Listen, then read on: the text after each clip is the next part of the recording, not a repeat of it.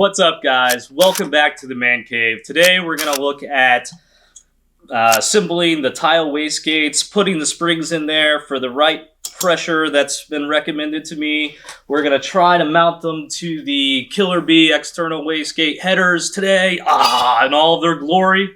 These are like the gates of fury right here. It's just going to open up. Anyway, it would be nice to mount the turbo with this as well, but I don't want the turbo to sit around and take a chance of messing up the turbine fins or anything like that. So we're going to leave that for closer when this setup goes onto the car.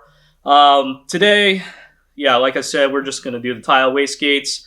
So it seems like there's a lot of controversy out there. There's quite a few things going on as far as the wastegate spring pressure. A lot of people, I guess starting out, were running these at about 12, something like that. And then later you go through it, later you go through Naziok forums and stuff like that, recommendations given from tuners.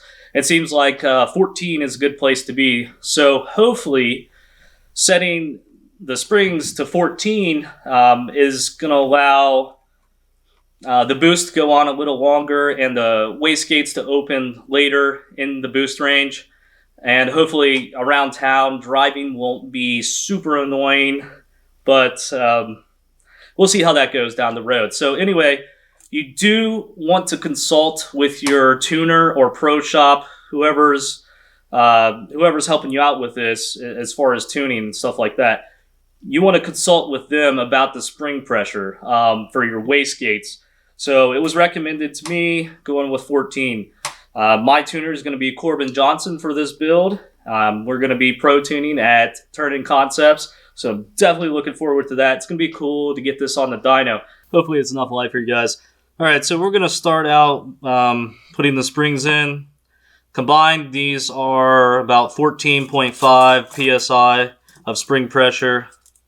So like I said again, go with your tuner's recommendation for the spring pressure. And then you'll have to figure out which springs to combine to get that pressure. These are 3mm bolts for the top of the wastegate top hat. Make sure your Allen key is good. As far as meaning, it's not going to strip these bolts. Some of them can be real chintzy and not spec'd right. This Allen key is actually, it's not the best. See how there's that little movement in there? But just being careful to remove these bolts. And it's not stripping at all. Especially with the ends with the balls. These are very bad, but this is probably the way you really want to get in there. There's some movement, but it's less than with the ball. So that's a lot easier to remove. Break it free. Break it free with the straight end here instead of the ball.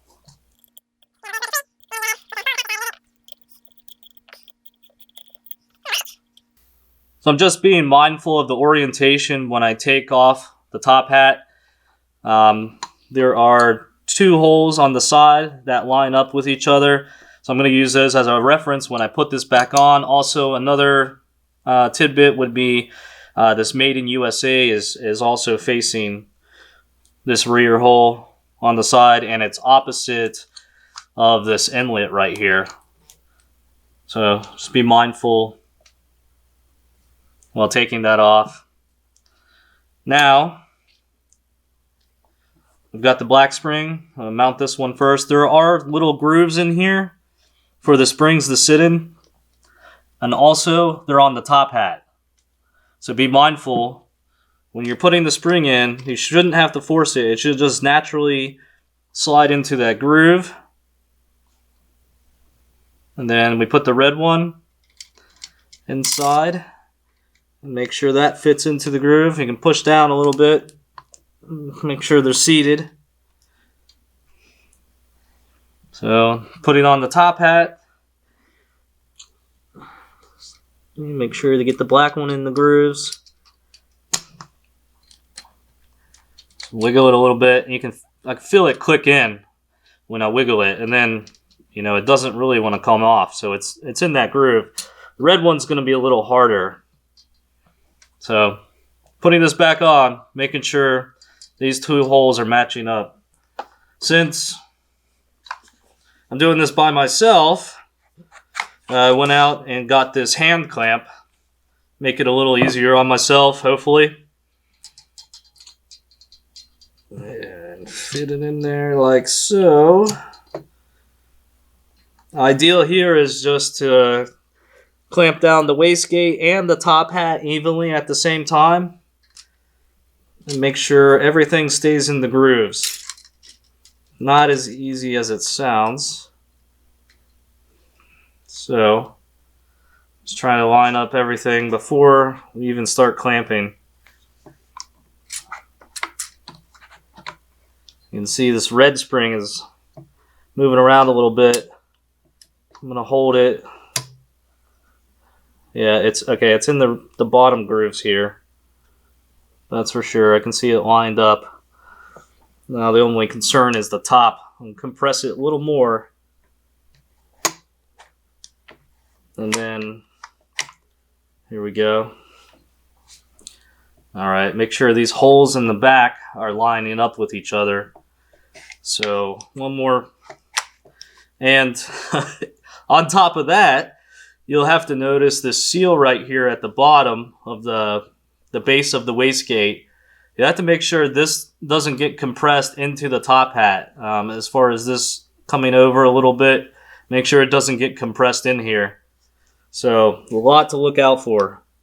Now, this is the nice thing about having the hand clamp, is I'm able to turn this upside down and look at the red spring to see how it's compressing.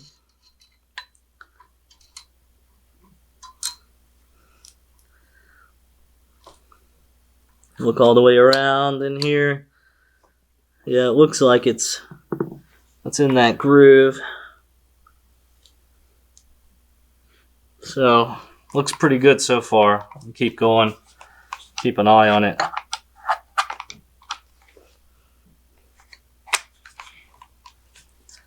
And looking here, I can tell the front of it, let's call this the front. This is the back. I'll say this part is definitely less compressed than this part. So I want to just try to move the wastegate and get it even. I don't want these compressing unevenly. So I'm going to make sure we can line up these holes with each other to get the bolts back in.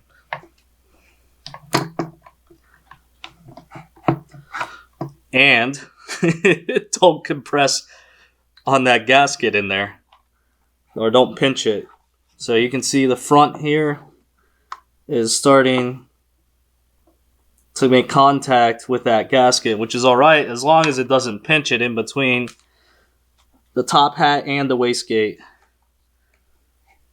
So looks fairly decent in there. Now, we're pretty close. I'm going to go ahead and see if I can get it. An Allen bolt in here. It's not quite lined up.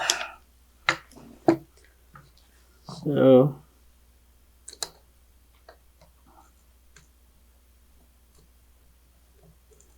there we go. Just being really cautious. Make sure the bolt is not cross-threading.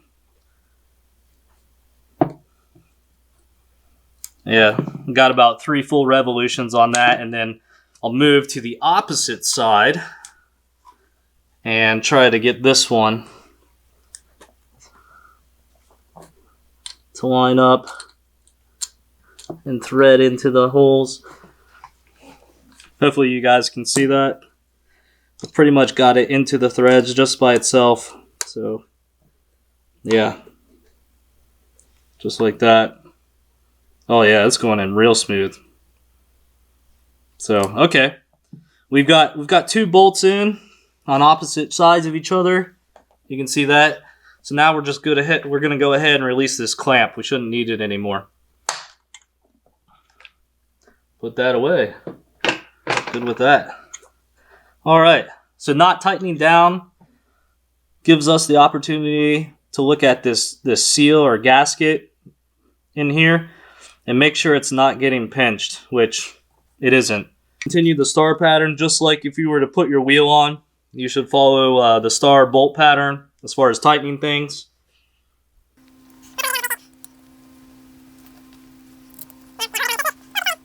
Still just double checking the seal inside here doesn't get pinched. Bolts are finger tight.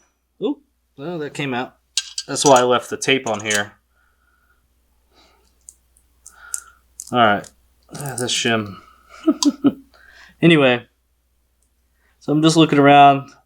I have the bolts finger tight and just double confirming that this seal has not been pinched and one side of this is raised up. So go ahead. Oh, see, that one was loose. Go ahead and give this probably quarter to half a turn till it feels pretty tight. Not overly tight. Sure, there are torque specs out there. However, I don't have an Allen key that will fit my torque wrench to torque these to spec. So I'm just trying to feel it out. As far as when I removed them, they weren't really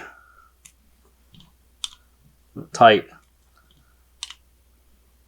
Just trying to recall that in my muscle memory.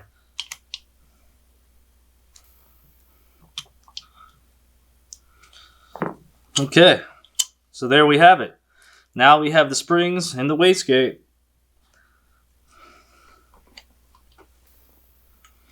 So here's the other wastegate. The springs are already in here. I just messed up the orientation and it doesn't match this one, so I'm going to correct it. Not sure if that will cause a problem, but it's not worth taking the chance. I'm going to make sure it looks exactly like this one.